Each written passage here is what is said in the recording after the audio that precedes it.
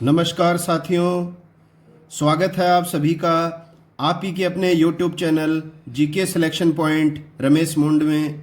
साथियों, आज मैं इंडियन ज्योग्राफी भारतीय भूगोल का एक अति महत्वपूर्ण टॉपिक आपके सामने लेकर आया हूं, जिसका शीर्षक है भारत की नदियां। और निश्चित ही प्रत्येक प्रतियोगी परीक्षा में भारत की नदियों के संदर्भ में प्रश्न अनिवार्य रूप से पूछा जाता है। तो साथियों, इस टॉपिक में मैं आपके बीच 70 महत्वपूर्ण परीक्षा उपयोगी प्रश्न लेकर आया हूं। और यकीन मानिए, अगर आपने ये 70 प्रश्न याद कर लिए हैं, अच्छी तरह इनको सुन लिया है, तो नदियों के संदर्भ में आप चाहे कोई भी प्रतियोगी परीक्षा दे रहे हो, आपका प्रश्न कभी गलत नहीं होगा। तो शुरुआत करते हैं साथियों इस वीडियो की। सबसे पहले अपन बात करेंगे साथियों इसमें अरब सागर में गिरने वाली नदियों की और बंगाल की खाड़ी में गिरने वाली नदियों की, क्योंकि साथियों नदियों से संबंधित सबसे पहला जो प्रश्न बनता है वो यही बनता है। और अगर मैं कहूं कि 70% जो क्वेश्चंस आते हैं नदियों के संदर्भ में वो यही आते हैं कि आपको 4 नदियां दे दी जाती हैं। या तो आपको पूछ लेगा निम्नलिखित में से कौन सी अरब सागर में गिरती है, या कौन सी बंगाल की खाड़ी में गिरती है या नहीं गिरती है। या तो देखिए साथियों, जैसे आपको ऑप्शन दे दिया साबरमती, नर्मदा, लूनी और एक दे दिया कृष्णा। आपको प्रश्न सीधा सा पूछेगा निम्नलिखित में से कौन सी नदी असंगत है या भिन्न है। तो आप बताइए कौन सी भिन्न है, क्योंकि ये तीनों नदियां तो हो गई अरब सागर में गिरने वाली, कृष्णा हो गई बंगाल की खाड़ी में गिरने वाली, तो कृष्णा भिन्न हो जाएगी। तो शुरुआत करते हैं साथियों। सबसे पहले देखिए साथियों, ये पश्चिम का जो क्षेत्र है, गुजरात के नीचे का जो क्षेत्र है सारा, ये है अरब सागर, जिसको बोलते हैं अरेबियन सी। अरब सागर में गिरने वाली नदियों में देखो साथियों, मैंने 10 नदियों के नाम लिखे हैं और इनसे बाहर आपको ऑप्शन में नदी देगा भी नहीं। इसके अंदर भी आपको 3-4 नदियां मैं विशेष इंपॉर्टेंट बताऊंगा जो आप विशेष ध्यान में रखना। तो देखो, एक तो है साबरमती नदी, ये गिरती है अरब सागर में। नर्मदा नदी, ये आप विशेष ध्यान में रख लो। एक है लूनी नदी, इसको भी आप ध्यान में रखिए। एक आप ध्यान में रखिए माही नदी, और इसी माही की जो सहायक नदियां हैं सोम और जाखम। तो आपको अगर माही नदी ध्यान में है तो सोम और जाखम अपने आप ध्यान में आ जाएगा। इसी तरह से जवाई नदी, ये इस लूनी की सहायक नदियां हैं, राजस्थान में ही प्रवाहित होती हैं ये लूनी, माही, सोम, जाखम, जवाई। एक है मांडवी नदी, ये इंपॉर्टेंट है साथियों। इसमें प्रश्न आता है कि गोवा की जो राजधानी है पणजी, ये देखो यहां पर है अपना गोवा, महाराष्ट्र और कर्नाटक से सीमा लगाता है ये गोवा। तो गोवा की राजधानी जो पणजी है वो किस नदी के किनारे है, ये भी प्रश्न इंपॉर्टेंट है। तो मांडवी नदी के किनारे है पणजी। इसके अलावा पश्चिमी बनास और एक इंपॉर्टेंट है ताप्ती। तो इसमें आप नर्मदा, लूनी, माही, मांडवी और ताप्ती, ये 5 नदियां आप विशेष रूप से ध्यान में रखिए, अरब सागर में गिरने वाली नदियां हैं ये। अगला देखो, बात करेंगे साथियों अपन बंगाल की खाड़ी। पूर्व में जो है ये सारा का जरा जो क्षेत्र है पश्चिम बंगाल का, ये जो निचला जो क्षेत्र है सारा का सारा, ये है बंगाल की खाड़ी, जिसको अंग्रेजी में बोलते हैं बे ऑफ बंगाल। तो बंगाल की खाड़ी में गिरने वाली नदियां, ज्यादातर परीक्षाओं में बंगाल की खाड़ी ही पूछा जाता है। तो देखो कौन कौन सी नदियां हैं। गंगा नदी, इसको अपन विशेष अच्छी तरह पढ़ेंगे, क्योंकि 90% जो प्रश्न आते हैं परीक्षाओं में, आप खुद देख लीजिएगा, वो गंगा नदी से संबंधित ही पूछे जाते हैं। तो इसको हम थोड़ा सा ढंग से पढ़ेंगे। इसके अलावा बंगाल की खाड़ी में गिरती है गोदावरी नदी, कृष्णा नदी, कावेरी नदी, ब्रह्मपुत्र नदी, महानदी। ये 6 नदियां तो मोस्ट इंपॉर्टेंट है, परीक्षा के ऑप्शन में आती हैं। इसके अलावा हुगली नदी, पेन्नार नदी, ब्रह्माणी नदी और स्वर्ण रेखा नदी, ये 10 नदियां आप याद कर लो बंगाली खाड़ी की, और ये 10 नदियां याद कर लो आप अरब सागर में गिरने वाली। इससे बाहर प्रश्न आने की संभावना न के बराबर है। अब देखिए साथियों, नदियों के संदर्भ में हम 70 महत्वपूर्ण प्रश्न पढ़ने से पहले गंगा नदी के बारे में थोड़ी सी जानकारी प्राप्त करते हैं। तो देखिए साथियों, हमारे भारत की राष्ट्रीय नदी है, नेशनल रिवर ऑफ इंडिया है गंगा रिवर। इसका उद्गम पूछा जाता है साथियों। तो उद्गम कहां से होता है? उत्तराखंड राज्य में गढ़वाल हिमालय में केदारनाथ चोटी। ये एक तो ये आप ध्यान में रखिए, कई बार चोटी आ जाती है जैसे उद्गम में, केदारनाथ चोटी के उत्तर में स्थित गंगोत्री हिमनद से निकलती है। तो ज्यादातर जैसे परीक्षाओं में जैसे गंगोत्री हिमनद आ जाता है, तो इससे तो क्या है, गंगा और गंगोत्री आसानी से विद्यार्थी सही कर देते हैं उत्तर। तो कई बार जो है ये आ जाता है केदारनाथ चोटी उत्तराखंड से। तो उत्तराखंड प्रदेश से अलग हुआ जो राज्य है उत्तराखंड, इस उत्तराखंड राज्य में गढ़वाल हिमालय में स्थित है केदारनाथ चोटी, और इस केदारनाथ चोटी के उत्तर में क्या है, गंगोत्री हिमनद है, जहां से यह नदी निकलती है। अभी इसका नक्शे में अपन सारी बात देखेंगे। लंबाई इसकी पूछी जाती है साथियों, 2525 किलोमीटर इसकी लंबाई है, 2525। एक प्रश्न आता है, भारत में सबसे बड़ा जल संग्रहण तंत्र किस नदी का है? तो सबसे बड़ा जल संग्रहण तंत्र जो है वो किसका है, गंगा नदी का है। अब देखिए यहां से अपन बात करते हैं, तो देखिए उत्तराखंड में गोमुख के पास जिला पड़ता है काशी जिला। उत्तराखंड में गोमुख के पास है काशी जिला, जहां से भागीरथी नदी निकलती है काशी जिले से। और इसी उत्तराखंड में जो है एक और स्थान पड़ता है संतोपत ग्लेशियर। ये संतोपत ग्लेशियर जो है यहां से निकलती है अलकनंदा नदी। तो देखिए उत्तराखंड के काशी जिले से जो है वो निकलती है भागीरथी नदी, और उत्तराखंड के संतोपत ग्लेशियर से निकलती है अलकनंदा नदी। ये हो गई भागीरथी नदी, ये हो गई अलकनंदा नदी। ये दोनों आगे जो हैं वो उत्तराखंड के देवप्रयाग स्थान पर, ये अलकनंदा और भागीरथी जो है आगे चलकर उत्तराखंड के देवप्रयाग स्थान पर जो है आपस में मिल जाती हैं, और मिलकर कौन सी नदी का स्वरूप प्राप्त करती हैं, गंगा नदी का। तो कौन से स्थान पर जो है अलकनंदा और भागीरथी आपस में मिलकर गंगा का निर्माण करती हैं, तो उत्तर आ जाएगा देवप्रयाग। समझ गए? तो देखिए देवप्रयाग में भागीरथी नदी तथा अलकनंदा नदी मिल जाती है तथा गंगा नदी का निर्माण करती है। अब देखिए इसकी सहायक नदी जो है साथियों, सबसे पहले ये 1 number, 2 number, 3 number, 4 number, 5 number और 6 नंबर, वैसे 5 राज्यों से होकर बहती है ये गंगा नदी। अभी अपन बात करेंगे। तो पहले जो नंबर पे पॉइंट डाला गया है वो है रामगंगा नदी। ये रामगंगा नदी है, इसकी पहली सहायक नदी। दूसरे नंबर पे है गोमती नदी, तीसरे नंबर पर है घाघरा नदी, चौथे नंबर पर है गंडक नदी, 5वें नंबर पर है बिहार में कोसी नदी, और 6ठे नंबर पर है पश्चिम बंगाल में महानंदा नदी। तो एक बात आपको ध्यान में रखनी है साथियों, प्रश्न आता है गंगा नदी की प्रथम सहायक नदी कौन सी है, तो आप हमेशा बताएंगे रामगंगा नदी। ये अच्छी तरह ध्यान में रखिए। और अंतिम सहायक नदी कौन सी बताओगे गंगा की, तो वो है महानंदा नदी। अब देखिए थोड़ा सा अपन आगे चलते हैं। तो ये जो गंगा नदी है साथियों, ये 5 राज्यों में प्रवाहित होती है। 5 राज्य कौन से हैं, जैसे सबसे पहले तो उत्तराखंड से तो निकलती है, फिर ये उत्तर प्रदेश में आती है, उत्तर प्रदेश से ये बिहार में आती है, बिहार से थोड़ा सा नीचे झारखंड में आती है, और झारखंड से कहां जाती है, पश्चिम बंगाल में। और पश्चिम बंगाल में बहने के पश्चात ये जो है वो बांग्लादेश में प्रवाहित होती है, और बांग्लादेश में प्रवाहित होते हुए कहां गिरती है, बंगाल की खाड़ी में। तो अपन ने पढ़ा था बंगाल की खाड़ी में गिरने वाली नदियों में पहले नंबर पर गंगा नदी को। तो इसमें आपको 5 राज्य ध्यान में रखने हैं। इसमें आपको एक राज्य अलग दे देगा और पूछ लेगा गंगा नदी का प्रवाह राज्य कौन सा नहीं है। तो ये हो गए 5 राज्य क्रम से, उत्तराखंड, उत्तर प्रदेश, बिहार, झारखंड, पश्चिम बंगाल। और पश्चिम बंगाल में जो है गंगा को क्या कहा जाता है, हुगली कहा जाता है। तो अलग से भी नाम आ सकता है हुगली, लेकिन जो मोस्टली इसका गंगा का जो नाम है पश्चिम बंगाल में वही क्या है, हुगली है। और भी अलग अलग नाम हैं जो आपको परीक्षा में पूछे जाते हैं। देखो बांग्लादेश में गंगा को किस नाम से जाना जाता है, डायरेक्ट प्रश्न आता है, आपने देख भी रखा होगा। तो बांग्लादेश में गंगा का नाम क्या कहलाता है, पद्मा, पद्मा कहा जाता है गंगा को। और पश्चिम बंगाल से बांग्लादेश में बहती हुई बंगाल की खाड़ी में नदी गिर जाती है। अब देखिए साथियों एक प्रश्न आता है मोस्ट इंपोर्टेंट सहायक नदियों के संदर्भ में। आप देखते होंगे आई बार परीक्षाओं में जो है सहायक नदियां जो है वो गंगा की पूछी जाती है ज्यादातर। और भी नदियों की, सहायक नदियों की अपन बात करेंगे प्रश्नों में, लेकिन आप गंगा की सहायक नदियां विशेष ध्यान में रखिए।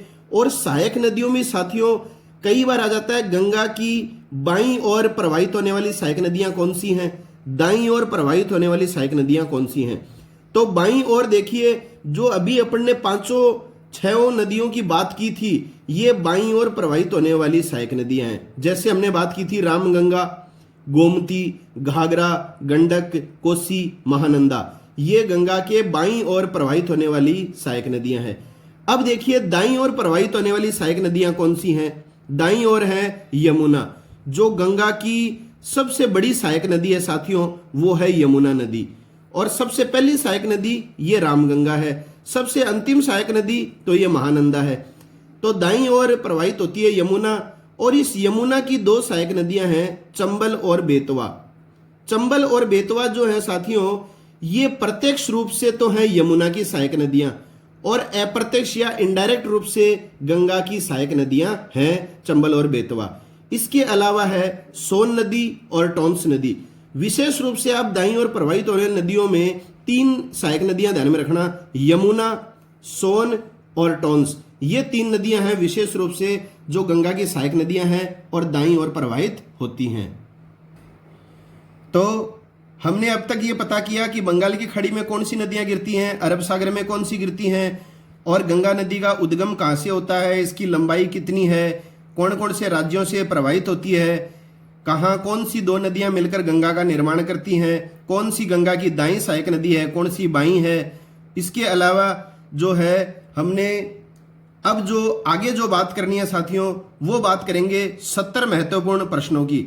अगर वीडियो आपको अच्छा लगे तो चैनल को लाइक करें, सब्सक्राइब करें और अधिक से अधिक साथियों में शेयर करें। तो शुरुआत करते हैं साथियों। पहला प्रश्न है, वे नदियां जो बर्फ के पिघलने से प्राप्त जल से वर्ष भर प्रवाहित रहती हैं किस नाम से जानी जाती हैं? तो वर्ष भर प्रवाहित होती रहती हैं बर्फ के पिघलने से, तो ये नदियां होती हैं हिमालय की नदियां। अब देखिए साथियों, हिमालय की नदियां कौन कौन सी हैं, ये आपको उदाहरण ध्यान में रखने हैं। कौन कौन सी नदियां हिमालय की नदियां? तो ये है गंगा, यमुना, ब्रह्मपुत्र, घाघरा, गोमती, गंडक, कोसी। ये नदियां आपको ध्यान में रखनी है, हिमालय की नदियां हैं। इसके अलावा साथियों, सिंधु की जो 5 सहायक नदियां हैं, सिंधु नदी तंत्र जो है उसकी 5 सहायक नदियां हैं, ये भी हिमालय क्षेत्र की नदियां हैं। तो सिंधु की कौन सी 5 सहायक नदियां हैं? सतलज, रावी, व्यास, झेलम, चेनाब। ये पांचों नदियां भी आप कौन सी नदियों की श्रेणी में बताएंगे? हिमालय की नदियों की श्रेणी में। अब देखिए साथियों, सिंधु नदी, ब्रह्मपुत्र नदी और सतलज नदी, इन 3 नदियों के बारे में आपको और ध्यान में रखना है, क्योंकि ये तीनों नदियां जो हैं वो पूर्वगामी हैं। पूर्वगामी का मतलब है हिमालय की उत्पत्ति होने से पहले की नदियां हैं ये, इनका उद्भव हिमालय के उत्थान से पूर्व हो चुका था। तो कौन सी 3 नदियां जो हैं वो हिमालय की उत्पत्ति से पहले ही उद्भव हो चुका था उनका? तो वो है सिंधु, ब्रह्मपुत्र और सतलज। ये भी इंपॉर्टेंट प्रश्न है। दूसरा प्रश्न है, वे नदियां जिनमें वर्षा का पानी रहता है तथा जिनमें सामान्यतया वर्ष में पानी की मात्रा जो है वो घटती और बढ़ती रहती है। तो ऐसी नदियां कौन सी होती हैं? तो ये है प्रायद्वीपीय नदियां, पेनिनसुलर रिवर्स। और वे नदियां जो दक्षिण से निकलती हैं वो क्या कहलाती हैं? प्रायद्वीपीय नदियां ही कहलाती हैं। जैसे देखो साथियों, नर्मदा नदी है, ताप्ती नदी है, माही नदी है, गोदावरी नदी है, कृष्णा है, कावेरी है। इन नदियों में से यदि कोई नदी आ जाए आपके, तो आप कौन सी नदियां बताएंगे उनको? आप बताएंगे प्रायद्वीपीय भारत की नदियां। अगला प्रश्न है, वे नदियां जो मुख्य रूप से पूर्वी तट की ओर हैं तथा कम लंबी हैं, कौन से तट की ओर हैं? पूर्वी तट की ओर, और अपेक्षाकृत इनकी लंबाई कम है, और इन नदियों में जल की मात्रा जो है वो बहुत ही कम होती है। ये नदियां कौन सी होती हैं? ये होती हैं तटीय नदियां, कोस्टल रिवर्स। अगला प्रश्न है, हिमालय पार की नदियां मानी जाती हैं। तो हिमालय पार की नदियां कौन सी हैं? वही नदियां जो हिमालय की उत्पत्ति से पूर्व जिनका उद्गम हो चुका था। अभी अपन ने बात की थी तीनों नदियों की, तो ब्रह्मपुत्र, सिंधु और सतलज। तो ये है हिमालय पार की नदियां। ये हमेशा याद रखना, ब्रह्मपुत्र, सिंधु और सतलज जो हैं वो नदियां पूर्वगामी कहलाती हैं, क्योंकि इनका उद्भव हिमालय के उत्थान से पूर्व हो चुका था। अगला प्रश्न है, वे नदियां जो अच्छी वर्षा वाले क्षेत्र से बहना प्रारंभ करती हैं तथा जैसे जैसे आगे की ओर बढ़ती हैं तो वर्षा वाले क्षेत्रों में कमी आती है तथा ये नदियां धरातलीय क्षेत्र में ही विलुप्त हो जाती हैं। तो साथियों देखो, ये प्रश्न थोड़ा सा लंबा है लेकिन बहुत ही आसान है इसकी भाषा। मतलब आपको पूछ रहा है कि वो नदियां जो बहुत अच्छे वर्षा वाले क्षेत्रों से प्रारंभ होती हैं, लेकिन जैसे जैसे ये आगे की ओर बढ़ती हैं, वर्षा वाले क्षेत्रों में क्या हो जाती है, कमी हो जाती है, और किसी भी न तो अरब सागर में जा पाती हैं ये, न ही बंगाल की खाड़ी तक पहुंच पाती हैं। धरातलीय क्षेत्र में क्या हो जाती हैं, ये विलुप्त हो जाती हैं, समाप्त हो जाती हैं। क्यों हो जाती हैं? क्योंकि जैसे जैसे आगे की ओर नदी बढ़ती हैं ये, तो सहायक नदियों में क्या हो जाती है, कमी आ जाती है, और कम वर्षा वाले क्षेत्रों की ओर आगे की ओर जाती हैं, तो जाहिर सी बात है किसी भी खाड़ी तक नहीं पहुंच पाती, धरातलीय क्षेत्र में क्या हो जाती हैं, विलुप्त हो जाती हैं। ऐसी नदियों को कहा जाता है साथियों अंतःस्थलीय नदियां। अगर अंतःस्थलीय नदियां ऑप्शन में नहीं आए तो इसका दूसरा नाम है आंतरिक प्रवाह वाली नदियां। कोई सा भी ऑप्शन में आ सकता है, दोनों का मतलब एक ही है। और ऐसी जो नदियां होती हैं, या आंतरिक प्रवाह वाली नदियां, ये मुख्य रूप से हमारे प्रदेश राजस्थान में देखने को मिलती हैं। उदाहरण कौन सा बता सकते हैं आप? घग्गर नदी, कांटली नदी, कांकनी नदी, ये जो हैं बहुत ही अच्छे क्षेत्रों से, वर्षा वाले क्षेत्रों से बहना प्रारंभ होती हैं, लेकिन धरातलीय क्षेत्र में क्या हो जाती हैं, विलुप्त हो जाती हैं। अगला प्रश्न है, भारत की सर्व प्रमुख नदी है। देखिए साथियों, दोबारा मैं आपको गंगा नदी के संदर्भ में सारी बातें बता रहा हूं, और भी कुछ नई बातें हैं इसके अंदर, कुछ मैंने मानचित्र के माध्यम से आपको बताई थी। तो प्रश्न आप अच्छी तरह सुनते चलिए। भारत की सर्व प्रमुख नदी है तो कौन सी है? गंगा नदी है। भारत की सबसे पवित्र नदी कौन सी है? तो गंगा नदी है। भारत में प्रवाहित होने वाली या बहने वाली सबसे बड़ी नदी कौन सी है? तो उत्तर आएगा गंगा नदी। वह नदी जो उत्तराखंड में गढ़वाल हिमालय में केदारनाथ चोटी के उत्तर में स्थित गंगोत्री हिमनद से निकलती है, हम पढ़ चुके हैं उद्गम, तो ये भी कौन सी है? गंगा नदी है। अब देखिए, भारत सरकार के द्वारा किस नदी को राष्ट्रीय नदी के रूप में घोषित किया जा चुका है? तो वो भी गंगा नदी आएगा। और कौन सी नदी है जिसको साफ करने के संदर्भ में भारत सरकार ने जो है वो पूर्णतया सफलता प्राप्त कर ली है? तो वो है गंगा नदी। एक देखिए साथियों, प्रश्न आता है सबसे चौड़ी नदी कौन सी है? इसमें आप गंगा नदी मत करिएगा, यह अफवाह के हिसाब से है। सबसे चौड़ी नदी है ब्रह्मपुत्र नदी, और इसकी लंबाई है 915 किलोमीटर। और गंगा की कितनी लंबाई है? 2525 किलोमीटर। तो ये आपको ध्यान में रखने हैं, प्रश्न इंपॉर्टेंट है। अब देखिए साथियों, सुमेलित करने वाले प्रश्न आते हैं, या फिर प्रश्न आ जाता है भागीरथी तथा अलकनंदा नदियां कौन से स्थान पर मिलती हैं? तो आपको पता है ये तो देवप्रयाग स्थान पर मिलती हैं, और इन दोनों नदियों की मिश्रित जलधारा क्या कहलाती है? गंगा। इसी तरह से देखिए साथियों, थोड़ा सा और आगे की ओर चलेंगे तो नए नए स्थानों पर और नदियां जो हैं आपस में मिलती हैं, तो वो आपको ध्यान में रखना है। मंदाकिनी और अलकनंदा, ये दोनों नदियां जो हैं वो कौन से स्थान पर इन दोनों नदियों का संगम होता है? तो आप बताएंगे रुद्रप्रयाग। ध्यान में रख लीजिए, मंदाकिनी तथा अलकनंदा इन दोनों नदियों का संगम स्थान है रुद्रप्रयाग। इसी तरह से पिंडर नदी तथा अलकनंदा नदी, इन दोनों का संगम स्थान है कर्णप्रयाग।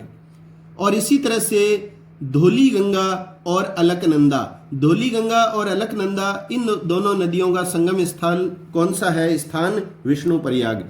तो प्रश्न ये भी आ सकता है, विष्णुप्रयाग स्थान पर संगम होता है, ऑप्शन में दे देगा दो दो नदियां, तो कौन सा दो नदियों का संगम स्थान है? विष्णुप्रयाग, धौली गंगा और अलकनंदा। ये अच्छी तरह याद कर लीजिए, ये आई बार परीक्षाओं में प्रश्न पूछा जाता है। अगला प्रश्न है, गंगा की वह सहायक नदी जो उत्तराखंड के पौरी गढ़वाल जिले में दूधा टोली पर्वत से निकलती है तथा उत्तर प्रदेश में फर्रुखाबाद के समीप गंगा में मिल जाती है।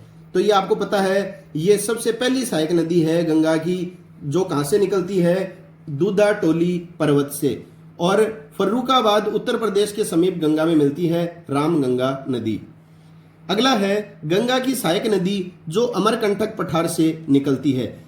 तो अमरकंटक पठार से कौन सी सहायक नदी निकलती है? तो ध्यान में रखिएगा, वो है सोन नदी। और अमरकंटक पठार जो है वो कहां, कौन से राज्य में है? ये प्रश्न भी आई बार आता है, तो ये है मध्य प्रदेश में। अगला प्रश्न है, गंगा की सहायक नदी जो बिहार का शोक कहलाती है।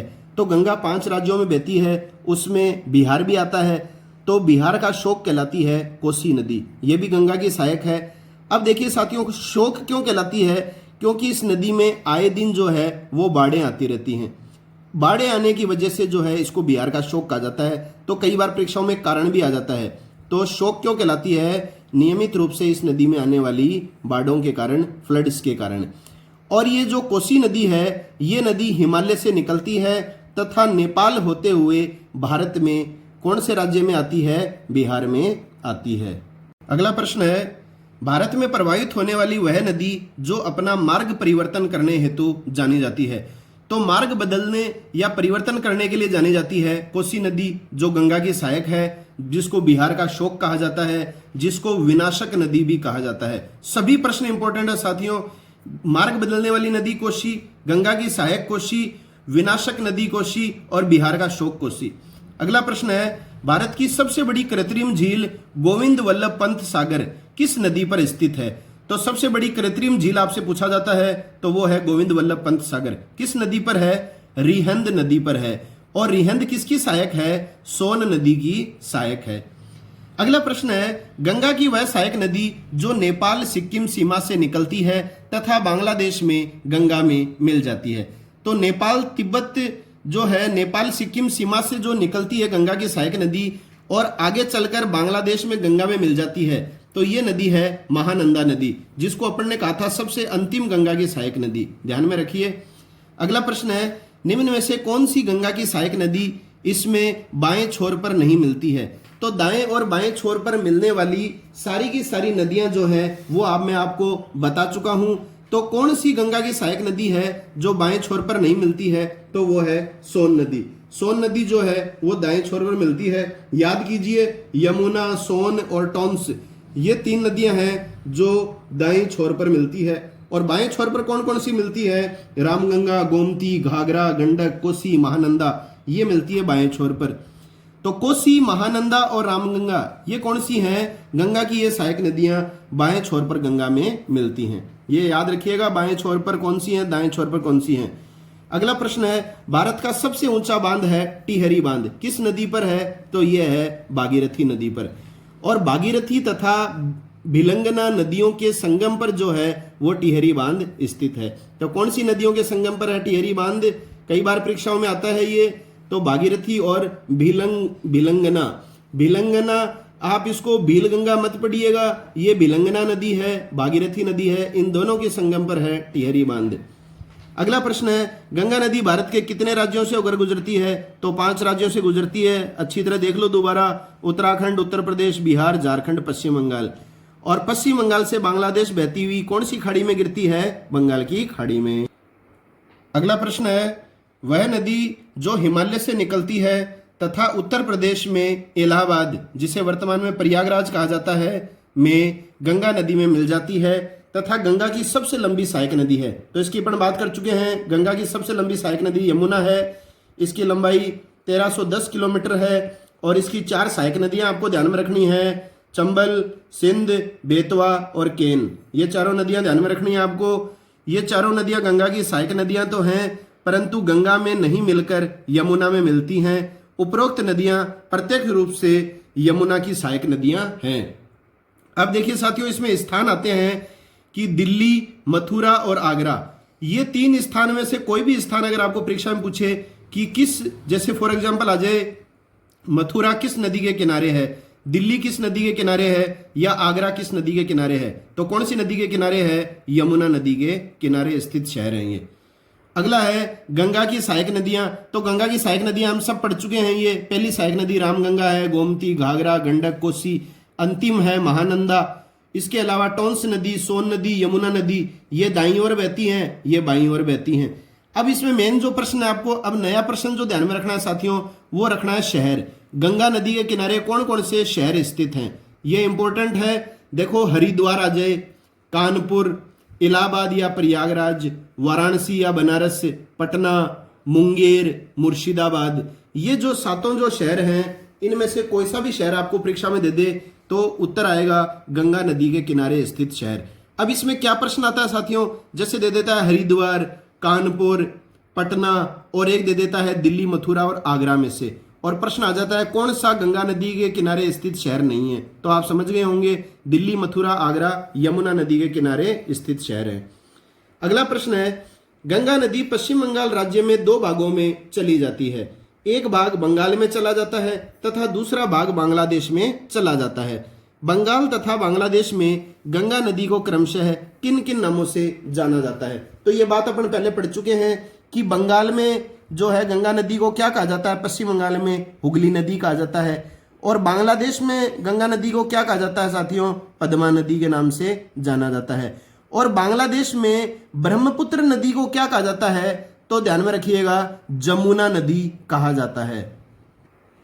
अगला प्रश्न है, बांग्लादेश में आगे जाकर ब्रह्मपुत्र नदी जो है वो गंगा में मिल जाती है तथा ये दोनों नदियां एक साथ मिलकर, कौन सी दोनों नदियां? गंगा और ब्रह्मपुत्र। दोनों नदियां एक साथ मिलकर या गंगा व ब्रह्मपुत्र की संयुक्त जलधारा किस नाम से जानी जाती है? तो गंगा नदी में ब्रह्मपुत्र मिल जाती है, तो गंगा और ब्रह्मपुत्र की संयुक्त जलधारा किस नाम से जानी जाती है? तो ये जानी जाती है पद्मा नदी। तो बांग्लादेश में गंगा को किस नाम से जाना जाता है? पद्मा नदी के नाम से। और बांग्लादेश में ब्रह्मपुत्र को किस नाम से जाना जाता है? तो आप बताओगे, जमुना नदी के नाम से। अगला प्रश्न है, गंगा, ब्रह्मपुत्र तथा बराक नदी, ये जो है ये मणिपुर से निकलती है। बराक नदी बांग्लादेश के चांदपुर स्थान पर एक हो जाती हैं तथा इन तीनों नदियों की संयुक्त जलधारा किस नाम से जानी जाती है? देखिए साथियों, ये मोस्ट इंपॉर्टेंट है कि पद्मा किसे कहा जाता है, जमुना किसे कहा जाता है और मेघना किसे कहा जाता है। तो एक तो आप जो है पद्मा नदी समझ गए, पद्मा जो है वो गंगा को कहा जाता है। इसके अलावा देखिए साथियों, गंगा, ब्रह्मपुत्र और बराक, ये तीनों नदियां जो हैं वो बांग्लादेश में एक स्थान पर मिल जाती हैं। और कौन से स्थान पर तीनों नदियां एक हो जाती हैं? बांग्लादेश के चांदपुर स्थान पर। और बराक नदी कहां से निकलती है? तो ये भारत के मणिपुर राज्य से निकलती है।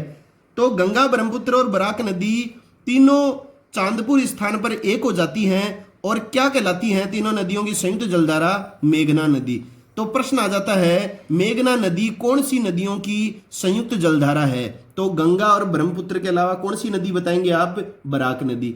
और पद्मा कौन सी नदियों की संयुक्त जलधारा है? तो आप बता देना, गंगा व ब्रह्मपुत्र की संयुक्त जलधारा।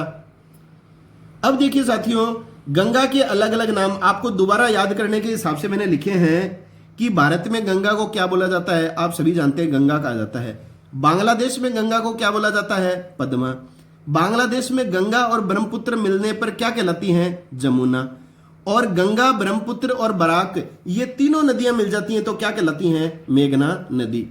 अब देखिए साथियों, ब्रह्मपुत्र जो नदी है इसका उद्गम होता है तिब्बत से। इसका उद्गम होता है तिब्बत में मानसरोवर झील के समीप से ये नदी निकलती है। और ब्रह्मपुत्र में जो है, ब्रह्मपुत्र नदी को चीन में क्या कहा जाता है? सांगपो। ये प्रश्न भी कई बार आ जाता है, चीन में ब्रह्मपुत्र को कहा जाता है सांगपो। बांग्लादेश में क्या कहा जाता है? जमुना, अभी मैंने आपको बताया है। और भारत के असम राज्य में इस नदी को कहा जाता है ब्रह्मपुत्र। तो ब्रह्मपुत्र नदी को किस राज्य में इसी नाम से जाना जाता है? तो असम में जाना जाता है। अगला प्रश्न है, गंगा तथा ब्रह्मपुत्र नदियों की संयुक्त जलधारा बंगाल की खाड़ी में किस डेल्टा का निर्माण करती है? तो विश्व के सबसे बड़े डेल्टा का निर्माण करती है गंगा और ब्रह्मपुत्र नदियों की संयुक्त जलधारा, वो है सुंदरवन डेल्टा। सुंदरवन डेल्टा का निर्माण कौन सी नदियों की जलधारा करती है? गंगा तथा ब्रह्मपुत्र नदियों की संयुक्त जलधारा मिलकर इस डेल्टा का निर्माण करती है। साथियों, बहुत ही कठिन मेहनत के परिणाम स्वरूप मैंने ये सारे के सारे प्रश्न आपके बीच प्रस्तुत किए हैं। और यकीन मानिए साथियों, अगर आपने ये 70 प्रश्न क्लियर कर लिए हैं, एक एक प्रश्न अगर आपने याद कर लिया है, समझ लिया है, तो नदियों के संदर्भ में प्रश्न आपका किसी हाल में गलत नहीं होगा। ऐसे चाहे आप कितनी भी विस्तृत कहानियां पढ़ते रहिए नदियों के बारे में, ज्ञान अर्जित करिए, बहुत विद्वान बनिए, कोई दिक्कत नहीं है साथियों। लेकिन अब वर्तमान परिस्थितियों में जो आपके लिए सबसे जरूरी है वो है सरकारी सेवा में चयन करवाना या विद्वान होना। अब आप फैसला खुद कर लीजिए। ये 70 प्रश्न जो हैं वो आपके लिए एक बहुत बड़ी औषधि हैं। अगर भारत की नदियों के संदर्भ में प्रश्न आएगा तो इन्हीं 70 प्रश्नों में से आएगा, वरना प्रश्न आएगा भी नहीं साथियों। और जहां तक है नदियों के संदर्भ में जो प्रश्न है वो निश्चित रूप से परीक्षा में पूछा जाता है। तो आप निश्चित रूप से ये सारे के सारे प्रश्न याद कर लीजिए। इसके अलावा आप कितना भी पढ़िए, आप स्वतंत्र हैं, बिल्कुल आप अधिक से अधिक तैयारी करने के लिए पूरी तरह स्वतंत्र हैं, क्योंकि साथियों बार बार सरकारी सेवा में जाने के अवसर नहीं मिलते हैं। अगला प्रश्न है, सिंधु नदी जिसकी लंबाई है 3180 किलोमीटर कहां से निकलती है? तो सिंधु नदी तंत्र आपको पता है, जो जिसकी उत्पत्ति जो है हिमालय से भी पहले की है। ये सिंधु नदी जिसका उद्गम हिमालय से भी पूर्व का हो सकता है, तो सिंधु नदी को पूर्ववर्ती नदी भी कहा जाता है। अभी हमने शुरुआत में ही जो है वो पढ़ा था कि कौन सी जो 3 नदियां हैं जिनको क्या कहा जाता है, पूर्ववत नदी कहा जाता है। तो अगर आपके वो ध्यान में नहीं है तो आप अच्छी तरह जो है उन चीजों को ध्यान में कर लीजिए कि कौन सी 3 वो नदियां हैं जिन्हें पूर्वगामी नदियां कहा जाता है। तो कौन सी नदियां थी वो? सिंधु, ब्रह्मपुत्र और सतलज। तो सिंधु नदी कहां से निकलती है? मानसरोवर से निकलती है। लद्दाख, जम्मू कश्मीर, अफगानिस्तान व पाकिस्तान में बहती हुई अरब सागर में गिर जाती है। तो ये हो गई अरब सागर में गिरने वाली नदी। अगला प्रश्न है, सिंधु नदी की क्रम से सहायक नदियां बताओ।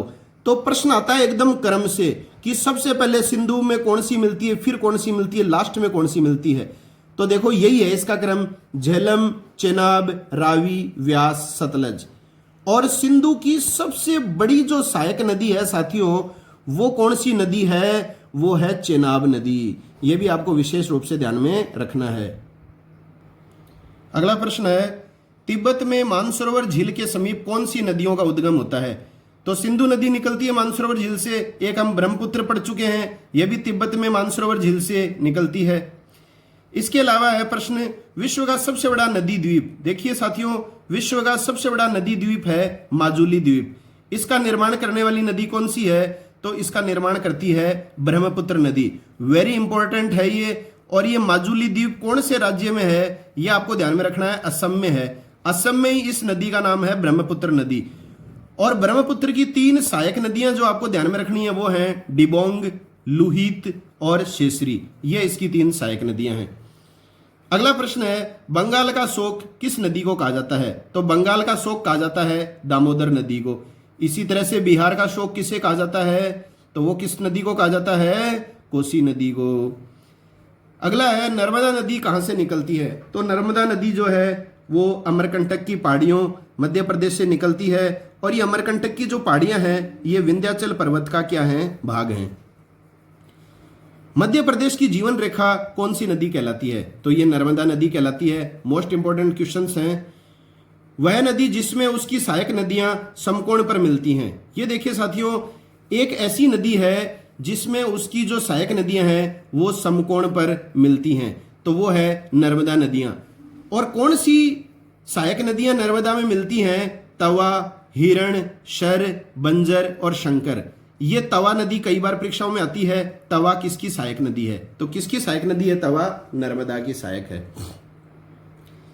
एक प्रश्न आता है साथियों, प्राचीन ग्रंथों में नर्मदा को किस नाम से जाना जाता था? तो प्राचीन ग्रंथों में नर्मदा को किस नाम से जाना जाता था? रेवा नदी। यह है नर्मदा का प्राचीन नाम, रेवा।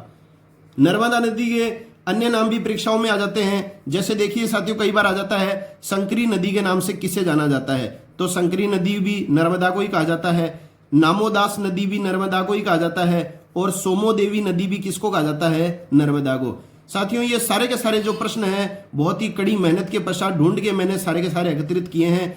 आप इसमें छांटनी मत करिए कि प्रश्न तो यही है कि नर्मदा को प्राचीन ग्रंथों में क्या कहा जाता है, रेवा याद कर लिया, ये चीज आपने छोड़ दी। ये भी इंपॉर्टेंट चीज है, ये नर्मदा के अन्य नाम हैं संकरी, नामोदास और सोमोदेवी। अगला प्रश्न है, नर्मदा नदी पर प्रमुख बांध व परियोजनाएं कौन सी हैं? तो सरदार सरोवर बांध गुजरात में नर्मदा नदी पर है। इसके अलावा जो बरगी परियोजना है ये मध्य प्रदेश के जबलपुर में है। ये परियोजना भी जो है नर्मदा नदी पर ही संचालित है। इसके अलावा देखिए साथियों, एक विशेष प्रश्न आता है, विंध्याचल तथा सतपुड़ा पर्वत श्रृंखला के मध्य से कौन सी नदी गुजरती है?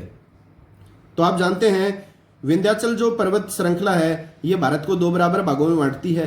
तो विंध्याचल और सतपुड़ा पर्वत श्रृंखला के मध्य से गुजरने वाली नदी कौन सी है? नर्मदा नदी है। इंपॉर्टेंट क्वेश्चन है। अगला है, कपिल धारा जलप्रपात, ये जलप्रपात परीक्षाओं में आता है। एक धुआंधार जलप्रपात भी पूछा जाता है, एक आता है सहस्त्र धारा जलप्रपात और एक आता है येना जलप्रपात। ये चारों जलप्रपात जो हैं वो पर्टिकुलर अलग अलग परीक्षाओं में पूछे जाते हैं। कौन सी नदियों पर स्थित हैं ये चारों जलप्रपात? तो वो है नर्मदा नदी। सबसे इंपॉर्टेंट है कपिल धारा जलप्रपात, इसको आप ध्यान में रखिएगा, विशेष रूप से नर्मदा नदी पर है ये जलप्रपात। अगला प्रश्न है पर्वतराज मेखल की पुत्री कौन सी नदी कहलाती है? तो पर्वतराज मेखल की पुत्री कहलाती है नर्मदा नदी। वह नदी जिसका नाम सामवेद के नाम पर माना जाता है। तो सामवेद आपको पता है, तीसरा जो वेद था वो सामवेद था। सामवेद के नाम पर किस नदी का नाम माना जाता है? नर्मदा नदी का। और इस वेद में क्या नाम मिलता है नर्मदा नदी का? अगर आपसे पूछ ले तो रेवा नदी। अगला प्रश्न है वह नदी जो महाराष्ट्र के नासिक के समीप वयंबक गांव से निकलती है। तो कई बार प्रश्न आ जाता है वयंबक स्थान से निकलने वाली नदी कौन सी है, या महाराष्ट्र के नासिक स्थान से निकलने वाली नदी कौन सी है? तो वो है गोदावरी नदी। अगला प्रश्न है प्रायद्वीपीय भारत की सबसे बड़ी नदी है। तो साथियों कईयों की दिक्कत होती है कि प्रायद्वीपीय भारत है क्या, प्रायद्वीपीय भारत क्या है? तो साथियों दक्षिणी भारत को ही कहा जाता है प्रायद्वीपीय भारत। ये ध्यान में रखिए, दक्षिणी भारत को ही प्रायद्वीपीय भारत कहा जाता है, पेनिनसुलर इंडिया। तो प्रायद्वीपीय भारत की सबसे बड़ी नदी या दक्षिणी भारत की सबसे बड़ी नदी एक ही बात है, वो है गोदावरी। अच्छी तरह ध्यान में रख लीजिए, 1465 किलोमीटर है इसकी लंबाई। इसके अलावा देखिए साथियों गोदावरी के दो उपनाम भी पूछे जाते हैं, वृद्ध गंगा, ओल्ड गंगा। तो ये ध्यान में रखना आपको, वृद्ध गंगा किसे कहा जाता है? गोदावरी को कहा जाता है। एक दक्षिण की गंगा, दक्षिण की गंगा किसको कहा जाता है? तो वो कहा जाता है गोदावरी नदी को। इसके अलावा देखिए साथियों गोदावरी नदी की सहायक नदियां आप ध्यान में रखिए, वेनगंगा, पैनगंगा, इंद्रावती, वर्धा और मंजिरी। तो ये वेनगंगा और पैनगंगा कईयों को देख के ऐसा लगता है कि ये गंगा की सहायक नदियां होंगी, लेकिन ये गंगा की सहायक नदियां नहीं है, गोदावरी की सहायक नदियां हैं। इसके अलावा पर्टिकुलर प्रश्न भी आ जाता है इंद्रावती किस नदी की सहायक नदी है? तो वो गोदावरी की है। तो ये आप ध्यान में रख लेना, एक वर्धा और एक मंजरी। अगला प्रश्न है चंबल का उद्गम होता है। तो चंबल आपको पता है यमुना की सहायक नदी है प्रमुख, और चंबल नदी का उद्गम कहां से होता है? मध्य प्रदेश के मऊ जिले में स्थित जानापाऊ की पहाड़ियों से। अगला प्रश्न है दक्षिणी भारत के पठारी प्रदेश को कौन सी नदी दो भागों में विभाजित करती है? अभी हमने पढ़ा था विंध्याचल और सतपुड़ा के मध्य से कौन सी नदी निकलती है? नर्मदा। तो पठारी प्रदेश को कौन सी नदी दो भागों में विभाजित करती है? नर्मदा नदी। अगला प्रश्न है वह नदी जिसका उद्गम कर्नाटक राज्य में ब्रह्मगिरी की पहाड़ियों से होता है।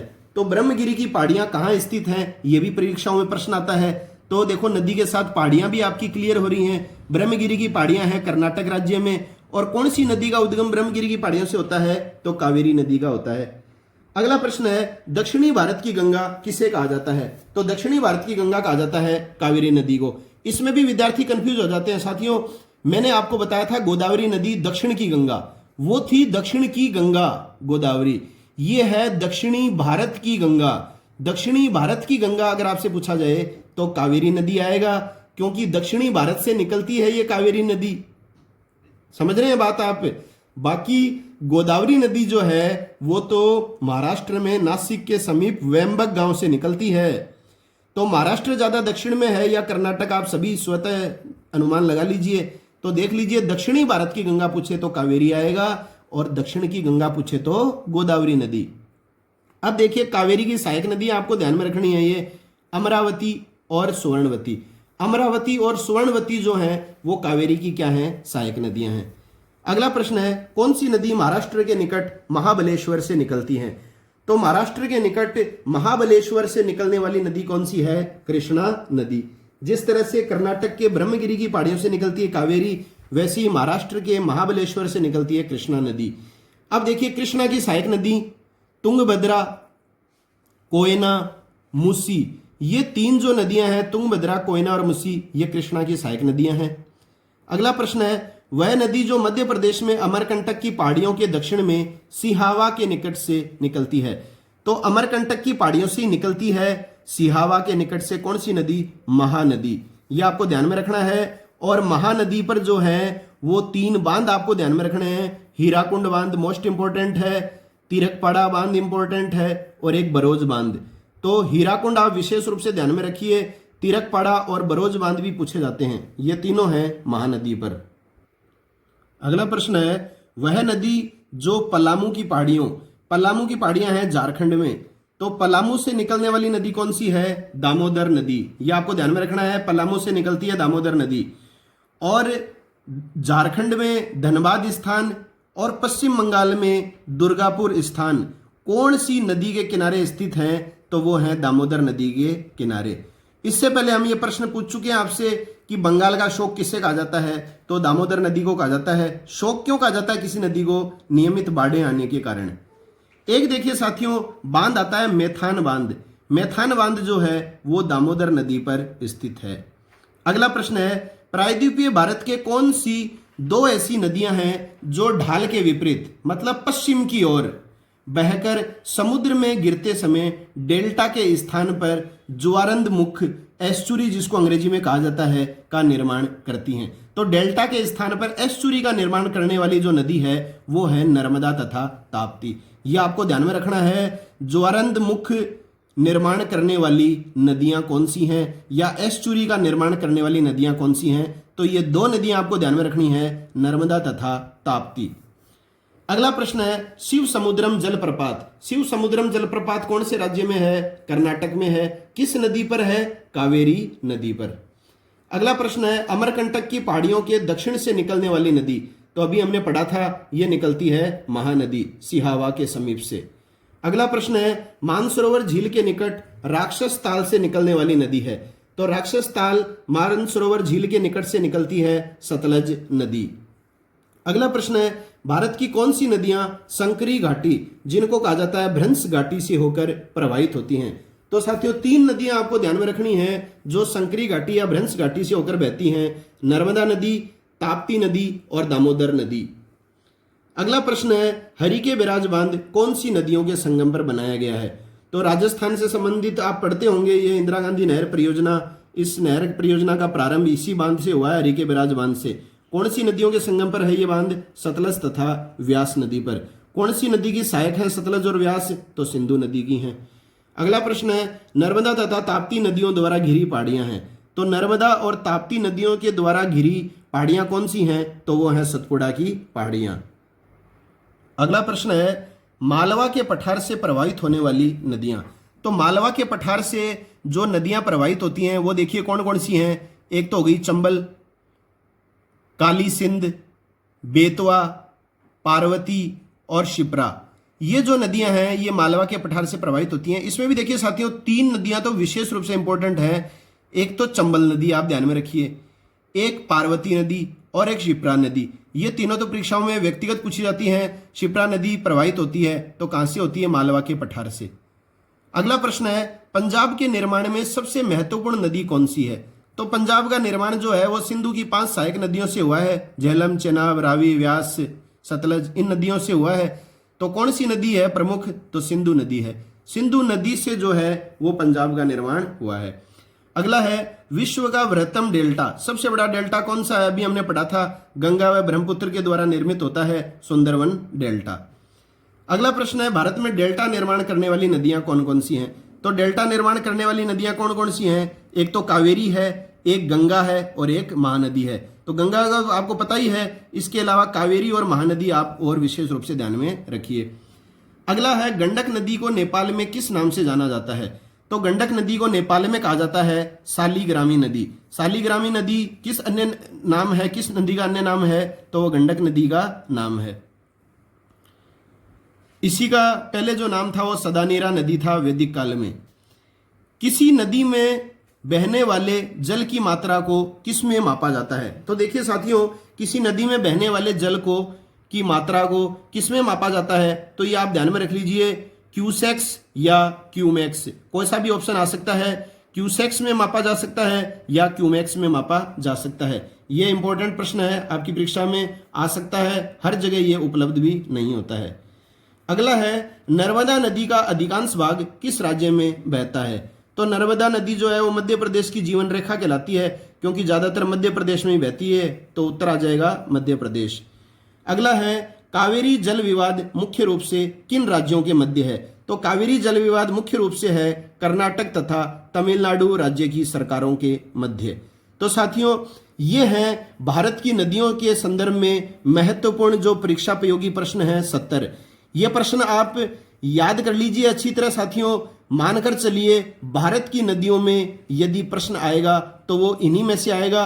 और अगर आपको ये वीडियो पसंद आई है तो इसे लाइक जरूर कीजिए साथियों। अधिक से अधिक अपने दोस्तों में सोशल मीडिया के माध्यम से शेयर कीजिए।